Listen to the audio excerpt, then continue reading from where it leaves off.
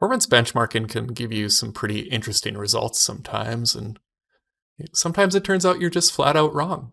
Let's bash on that.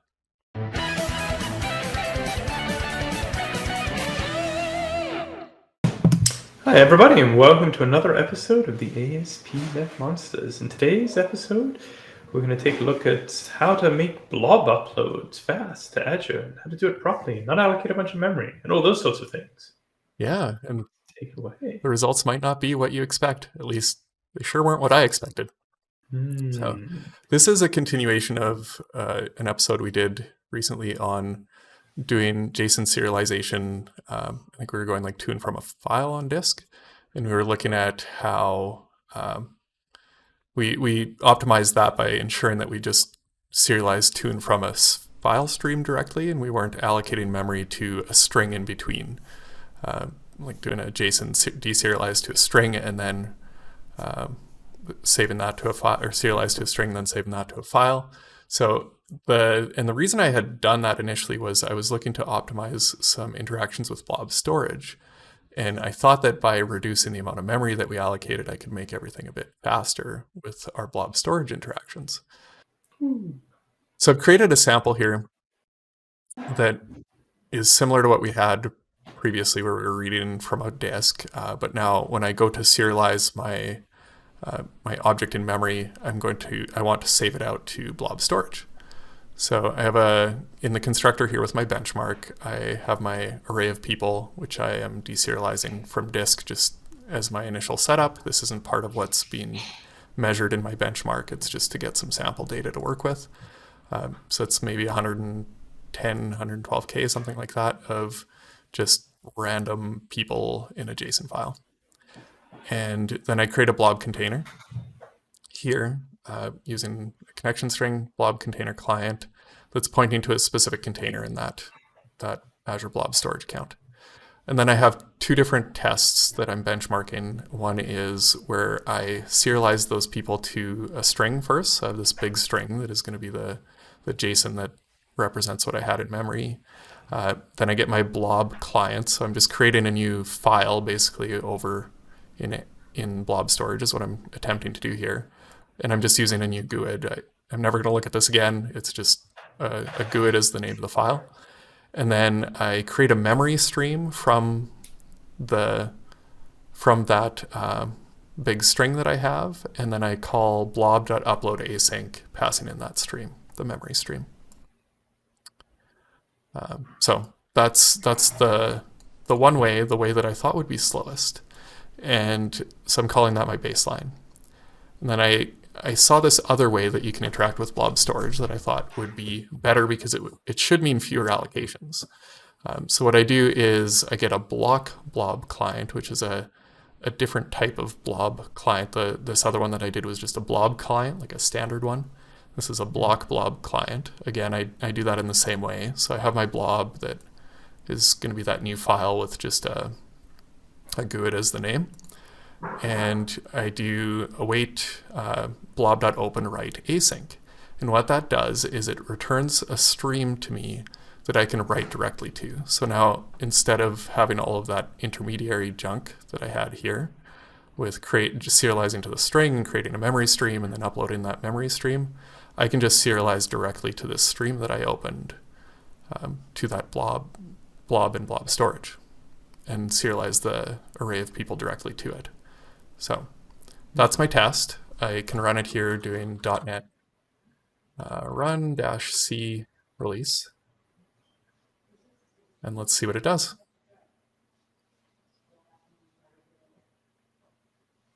I mean, conceptually, to me, using the blob stream seems like it would be faster. You're not doing that allocation. Mm-hmm. Conceptually to me too. And so this will give us some results in terms of like what the allocations were, as well as the timing of it. So right now it's going through run number 1. It varies a bit here. Anytime you're trying to benchmark something that involves the network, you're going to see that. But it's still going to be in the there's enough variance with this one between the two options that we should see specifically which one's better. It should be pretty obvious which one's better. Yeah, I expect it to eventually converge to some value. Yeah. And now it's running the second one. And you can kind of already tell, even during the warm-up, how different the timing is here. Yeah, I mean, not to draw conclusions ahead of time, but it does look like it's maybe as much as twice as long to do the second one. Even a little bit more. All right, so let's take a look at those results. So the average time that it took was, it was 2.5 times slower, actually, to do it using the OpenWrite stream. Even though the first option is definitely allocating a lot more memory because of all those extra things that we were doing with allocating the strings and creating the memory stream. So there's something with calling OpenWriteAsync that isn't quite what I expected it. I haven't made it into the code of the SDK to try to exactly figure that out. But I did find some documentation that's a little bit helpful. And that is that BlockBlockClient is really more for dealing with like really large files and to do that effectively, and not like just 100 megabyte file. We're talking like gigabytes or terabytes of file size of file. And the idea is that you can split it up into, like, you can work with blocks of the blob in parallel or concurrently. So the examples they give are, well, each individual block within the blob can be up to 4,000 megabytes. And you can have up to 50,000 of those. The maximum size of a block blob is 190 terabytes, which is pretty big. I've not dealt with a lot of 190 terabyte files. I don't know if you have, Simon, but... I mean, the file I have of people giving me compliments is probably getting up there in size. Yeah. The list I keep of that. But yeah, most of the things, no. So really, if you're dealing with anything under that 5,000 megabyte size, seems like at that point you're at least okay with doing just the upload async, which is what we were doing here in our baseline. So those smaller files, you're better off using the just the standard upload async, even if it means you might have to allocate a bit more memory. But then if you're in a scenario where you're using a really large file, or maybe you're streaming the data, it's coming in at you, and you want to upload it to blob storage as it's coming in without storing the whole thing in memory, then that would be another good use case for using OpenWriteAsync, because then you could just keep streaming that out to blob storage without your memory usage growing in your process. But yeah, in general, a lot of the use cases where I've been using blob storage, at least, upload async is actually more appropriate. So just goes to show that you're not always right when it comes to your assumptions with the performance of your code. And again, it's always useful to write a benchmark and try to show the actual results to prove that your assumptions are correct. Yeah, it definitely seems valuable in this case. I mean, I guess if you're going to be uploading a lot of files and this is a meaningful chunk of code, it's probably worthwhile going and doing these sorts of benchmarks to get an idea. I mean, I wouldn't benchmark my entire application, but some of these really hot code paths, I might consider it.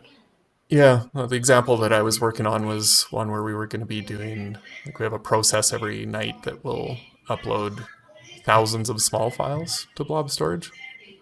So I wanted to just make sure that we were doing that as efficiently as possible, and it definitely made a substantial difference. I initially put it in place, I switched everything to use OpenWriteAsync under the assumption that that was going to be more efficient.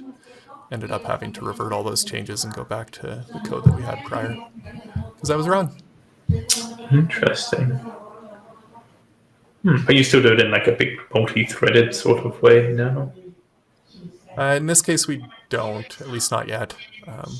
We'll probably look at that in the next step, but there's also the possibility that we may just choose to zip it all together into one file and upload it that way too. So That works too. All right.